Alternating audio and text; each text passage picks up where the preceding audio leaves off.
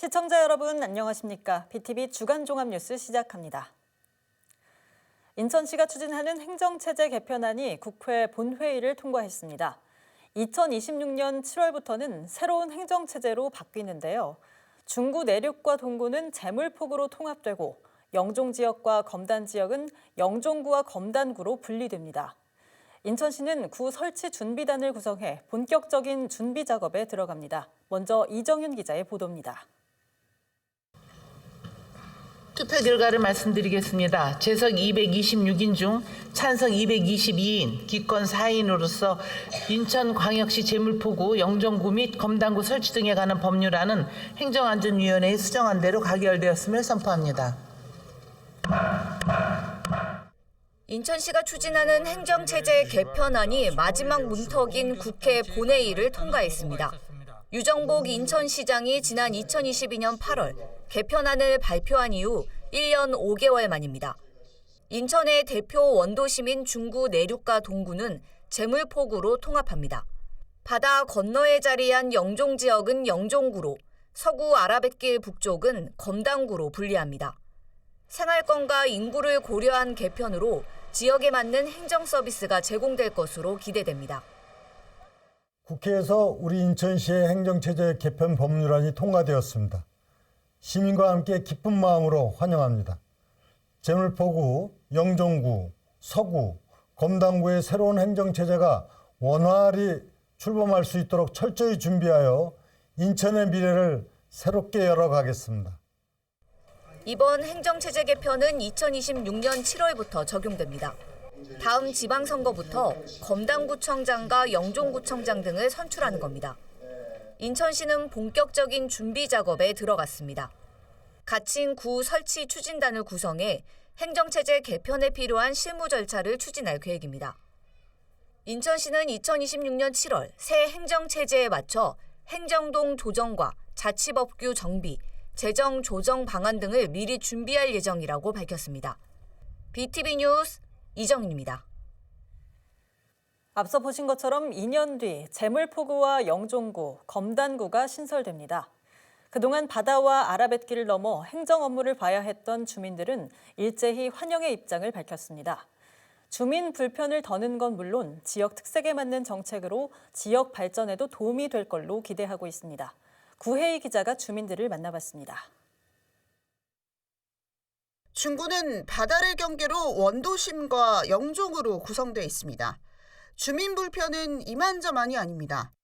원도심과 영종에 각각 1, 2청사를 두고는 있습니다. 하지만 구청 업무를 두 곳에 분산 배치한 수준입니다. 결국 모든 행정 서비스를 받으려면 바다를 건너야 하는 불편이 따릅니다. 행정체제 개편으로 2년 뒤엔 이런 문제가 해소되는 건데 주민들은 지역 발전에도 기여할 걸로 기대합니다. 영종의 그 발전들이 많이 더딜 수밖에 없었거든요. 근데 이제 이번에 영종구가 이제 분구가 확정되어지면서 행정의 집중화를 통해 또 그동안 미진했던 영종 관련된 사업들이 탄력을 받게 된 거에 대해서 굉장히 기쁘게 생각하고요. 정말 감개무량합니다. 네. 청라 국제도시와 로원시티의 검단 신도시까지 3개의 신도시를 가진 서구는 인구가 폭발적으로 늘고 있습니다. 어느새 60만 명을 넘어섰고 이제 70만 명을 향하고 있습니다. 특히 아라뱃길 북쪽에 자리한 검단도 22만 명을 넘어선 상황. 검단 출장소로 행정 서비스를 소화하기엔 이미 규모가 너무 커졌습니다. 특히 수도권 매립지와 교통망 확충 등 풀어야 할 과제가 산적해 있습니다. 주민들은 검단구 신설이 이런 문제의 실타래를 푸는 데 도움이 될 걸로 기대합니다. 이제는 이제 검단 자체에서 해결해야 될 문제는 이제는 세세하게 디테일하게 현미경처럼 검단을 잘 아는 사람들끼리 검단구에서 이렇게 진행해 나가면 될 것 같습니다. 미리 준비되어 있는 상태가 아니었기 때문에 구청장, 시구의원들 및 이제 공무원들이 더욱 그 검단을 위해서 더 세밀하게 신경 쓰고 더 발전할 수 있도록 같이 힘을 합쳐야 될 것 같습니다. 주민들도 같이 노력해야죠. 예. 과거 인천의 중심이었던 중구 원도심과 동구. 신도시 개발로 인구를 빼앗겼고 쇠락의 길을 걸어야 했습니다. 내항을 중심으로 한 재개발, 그리고 어디에도 없는 역사와 문화 자산을 바탕으로 재물포구가 인천의 중심으로 다시 서길 기대합니다. 이제 분구가 됐으니까 영종은 영종 마늘 색깔로 도시가 잘 개발이 됐으면 좋겠고요. 중구와 동구는 내항을 중심으로 해서 잘 개발이 돼서 여기만의 색깔로 잘 개발이 돼서 중심이 됐으면 좋겠습니다. 지역 공감대를 기반으로 31년 만에 추진된 행정체제 개편. 신도시 주민들의 불편을 덜고 원도시 및 재도약하는 계기가 될지 주목됩니다. BTV 뉴스 구혜입니다. 이번 행정체제 개편은 31년 만입니다. 이제 인구 300만 도시가 된 인천의 행정체제는 어떻게 변해왔을까요? 개항 당시죠. 1883년 인천은 현재의 중구 중앙동 일대를 중심으로 한 작은 도시였습니다. 이후 지속적인 인구 증가와 대규모 해안 매립으로 조정과 확장을 거듭해왔는데요. 그동안의 변천사를 김지영 기자가 정리해봤습니다.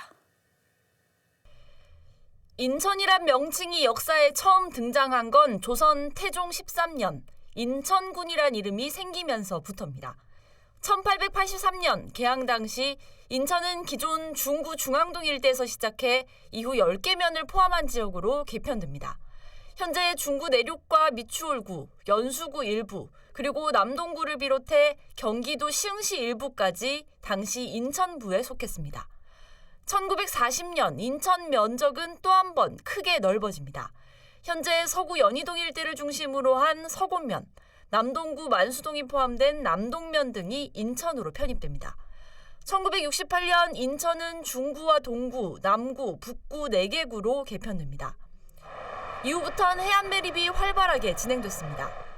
1960년대부터 시작된 청라도 간척 사업은 1980년대 후반 거대한 매립지로 탈바꿈합니다. 이후 마천루로 변한 현재의 청라국제도시로 성장합니다. 우리나라 경제 자유구역을 대표하는 송도국제도시, 그리고 우리나라를 넘어 세계공항으로 성장한 인천공항이 자리한 영종국제도시 역시 갯벌을 메워 완성했습니다. 1981년 경기도에서 분리돼 직할시로 승격한 인천시. 이후 88년엔 2개 구를 더 설치해 6개 구로 늘어납니다. 1995년 인천광역시로 명칭이 변경되면서 경기도 강화군과 옹진군, 검단면이 인천으로 편입됩니다. 이때 형성된 2군 8구 행정체제는 현재까지 이어져 왔습니다. 그리고 31년 만인 오는 2026년 2군 9구 체제로 변경을 앞두고 있습니다. BTV 뉴스 김지영입니다. 다음 소식입니다. 허식 인천시의회 의장이 5.18 민주화 운동을 왜곡, 폄훼하는 내용의 신문을 배포해 논란이 일고 있습니다. 논란이 확산하자 허 의장은 국민의힘을 탈당했는데요. 지역에선 의장직과 의원직 사퇴를 촉구하는 목소리가 이어지고 있습니다. 이정윤 기자의 보도입니다. 5.18 정신 폐기하는 허식 의장을 즉각 사퇴하라! 인천시의회 앞에 모인 시민사회 단체들. 한 목소리로 허식 인천시의회 의장직과 의원직 사퇴를 촉구했습니다. 5.18 민주화 운동을 왜곡, 폄훼를 넘어 허위 사실로 도배된 신문을 배포해 사회적 지탄을 받고 있다며 헌법 정신까지 부정한 행위를 절대 좌시할 수 없다고 강하게 비판했습니다. 인천 지역 시민사회는 헌법 정신을 부정하고 극우적인 망발을 계속하고 있는 인천시의 허식 의장이 의원직을 사퇴할 때까지 300만 인천 시민들과 함께 끝까지 투쟁할 것입니다. 시민단체들은 허 의장에게 항의 서한을 전달하려고 했지만 의회가 진입을 막으면서 충돌을 빚기도 했습니다. 아니 왜 시의장 만나러 가는데 못 들어가게 합니까? 예? 더불어민주당 인천시당 의원들도 허식 의장을 규탄하고 나섰습니다. 허 의장은 5.18이 DJ 세력과 북한이 주도한 내란이라는 제목의 특정 언론사 신문 배포를 지시했다면서 인천시의회 수장으로서 이런 논란을 자초하는 것이 상식적으로 올바른 일인지 되묻지 않을 수 없다고 지적했습니다. 특히 허 의장의 발언 논란은 이번이 처음이 아니라며 사퇴를 강력하게 촉구했습니다. 대한민국 민주주의 역사를 왜곡하여 민주화 운동의 발상지인 우리 인천과 인천 시민들의 명예를 실추시킨 인천광역시의회 허식 의장의 의원직 사퇴를 강력히 촉구하며 인천시의회는 윤리특별위원회를 열어 허 의장을 징계할 수 있을지 절차상 요건을 검토 중입니다. 거취에 대해서 본인의 의사를 표명한 이후에 윤리특위 회부 여부는 추후에 논의를 하기로 했습니다. 취재진과 만난 허식 의장은 의원들에게 참고하라고 신문을 나눠준 것뿐이라며 다른 의도는 없었다고 해명했습니다. 거기서 뭐 역사 왜곡을 했다, 뭐 5.18을 폄훼했다 그러는데 제가 그런 건 전혀 없거든요. 이번 논란과 관련해 국민의힘이 당내 징계 절차를 시작하자 허식 의장은 탈당계를 제출한 상태입니다.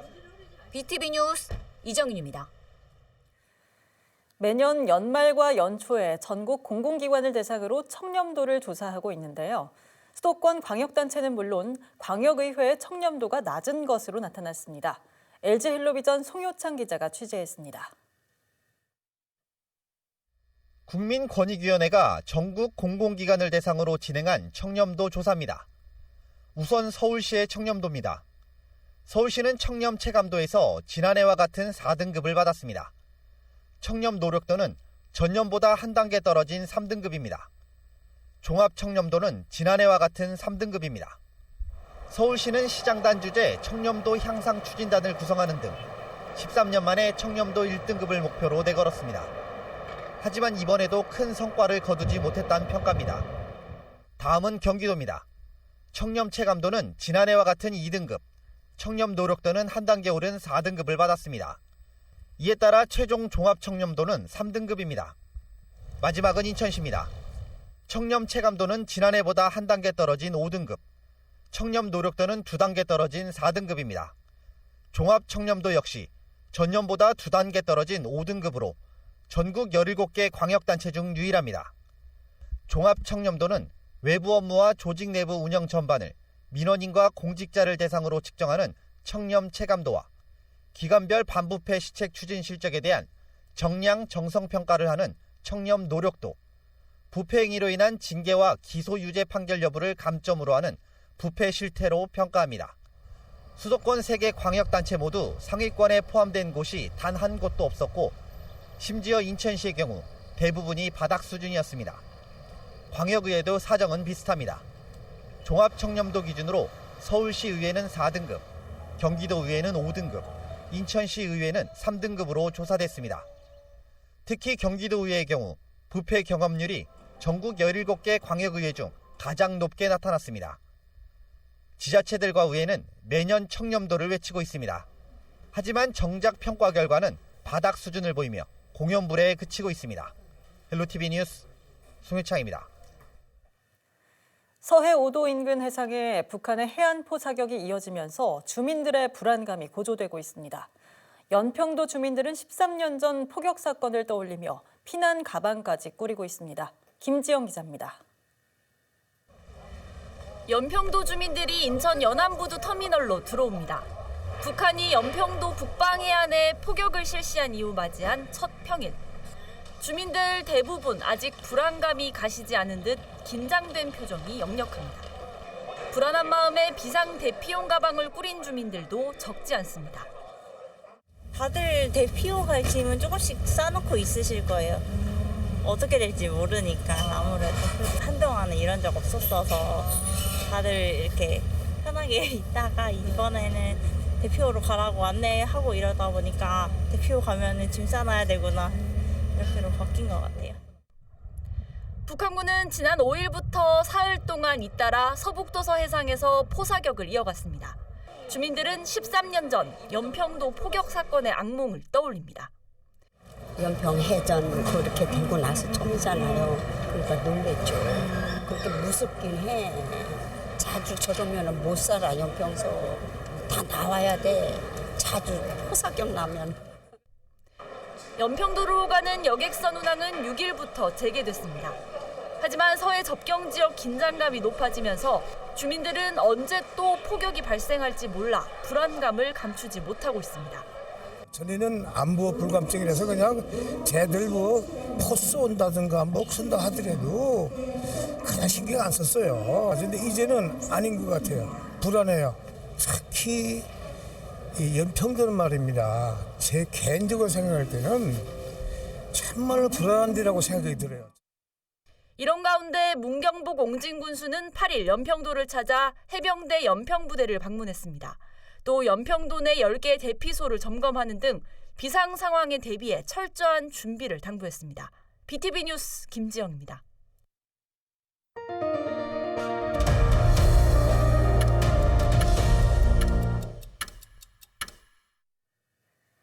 최근 남동구의 한 호텔을 비롯해 고층 건물 화재가 잇따르고 있죠.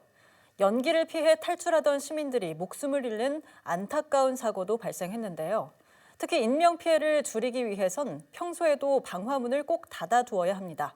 구혜희 기자가 취재했습니다. 시뻘건 불기둥이 치솟습니다.